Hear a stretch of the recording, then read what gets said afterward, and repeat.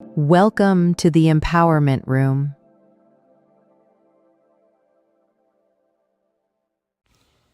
Today we will begin a journey through storms, wilderness seasons, seeds, roots, surrender, and fruitfulness.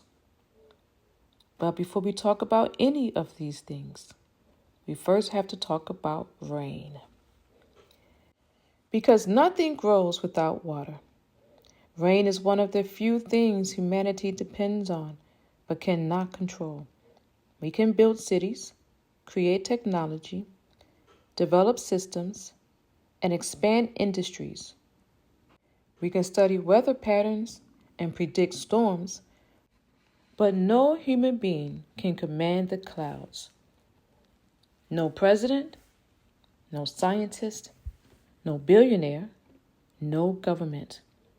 Humanity can create many things, but humanity cannot sustain creation itself. Rain reminds us of dependence. Every drop falling from the sky is evidence that creation is still being upheld by God. Most people never think about that. They call it weather. They call it climate. They call it nature. But Scripture reveals something deeper. Rain is provision. Jesus taught that God sends rain on both the righteous and the wicked. Think about the mercy in that. God allows rain to fall even on people who never acknowledge Him. Crops still grow, rivers still flow, seasons still change. Humanity continues breathing because God continues sustaining. Rain is evidence that God has not abandoned creation. And if we are honest, modern humanity struggles with dependence. We live in a culture that glorifies self-sufficiency. People say, I built this. I made this happen. I don't need anybody. But the truth is, none of us are truly self-sustaining.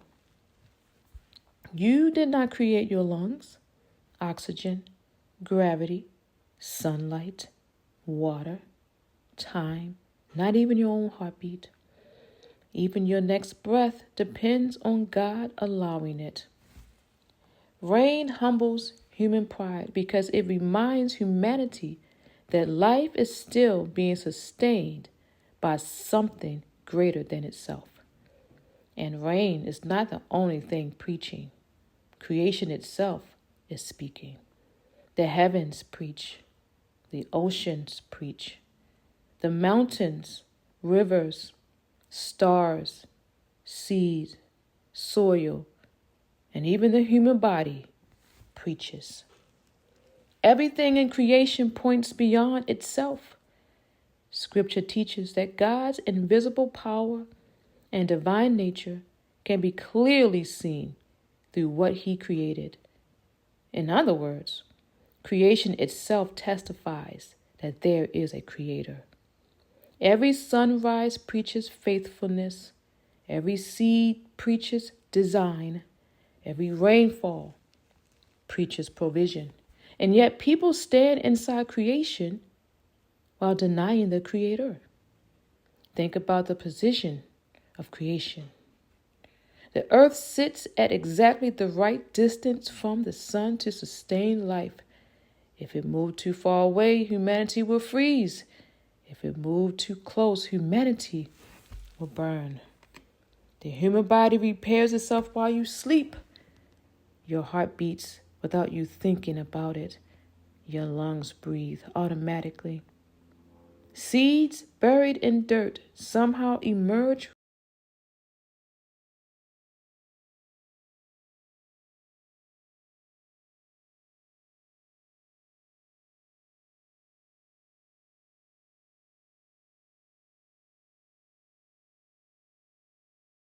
with life inside them. And people call all of this random. No. Creation is preaching. The water cycle preaches. Rain falls from the sky, enters rivers and oceans, evaporates back into clouds, and returns again to water the earth. Humanity depends on a system it did not invent and cannot sustain on its own. Creation continuously points upward, and the tragedy is that many people enjoy the provision while ignoring the provider. They enjoy the food, the water, the breath, the sunlight, the opportunities, and the very strength in their bodies, without ever acknowledging the one sustaining them. And this is why ungratefulness is spiritually dangerous. When people continuously receive from God while refusing to acknowledge Him, their hearts slowly drift into blindness. Pride convinces people they are the source of what only God can sustain.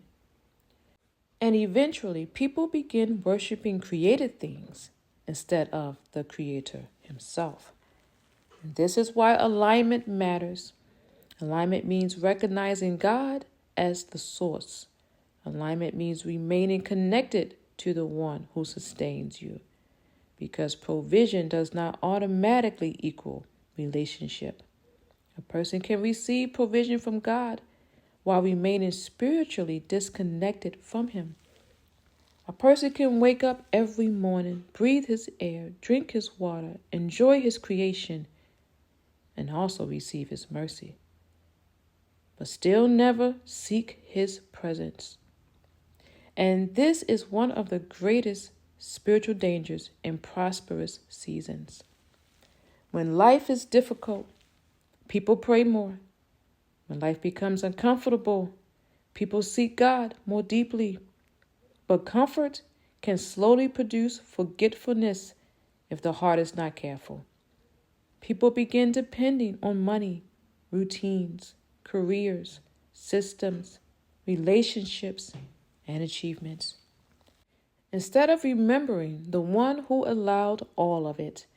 And this is why rain is such a powerful picture spiritually. Because rain reminds humanity, you are still dependent. The farmer understands this deeply. A farmer can prepare the soil, plant the seed, work the field, but eventually the farmer must look upward, because no amount of human effort can produce heaven's rain. Without water, the seed cannot fully develop. Rain activates what was planted. And spiritually, this becomes powerful because natural water sustains the body, but living water sustains the soul. Jesus spoke about a deeper water, a water that satisfies beyond physical thirst. Natural water must continually be consumed again and again, but spiritual thirst goes deeper than a body. There are people today who have money but are empty, have success but are dry, have influence but no peace, have followers but no fulfillment, because the soul was never designed to live disconnected from God. You can hydrate the body and still have a dehydrated spirit. And this is why people chase attention, pleasure, validation, accomplishments, and distractions, trying to satisfy a thirst only God can fulfill. And the more disconnected people become from God, the more spiritually dry they become internally. And this is why some people appear successful outwardly, but are collapsing inwardly. Because provision does not automatically equal transformation. A person can receive blessings without surrendering their heart. A person can experience God's goodness while resisting God Himself. And eventually, when people live disconnected long enough, they begin believing the illusion of independence. But rain exposes the illusion. Rain reminds humanity you are being sustained. And there is another powerful thing about rain. The rain falls on everyone. The righteous receive rain. The wicked receive rain. The grateful receive rain. The prideful also receive rain. The rain itself does not change. The difference is the heart receiving it. One person sees rain and only sees weather. Another sees mercy. Another sees provision. Yet another sees the sustaining hand of God. The rain is the same. The response is different. And this is important because throughout this series, we are going to talk about soil conditions and heart conditions. The same seed can fall on different soil and produce completely different outcomes. The issue is often not what God is sending. The issue is the condition of what is receiving it. Rain also teaches us something important about timing. You cannot force rain before its season. Humanity loves control. We love immediate results.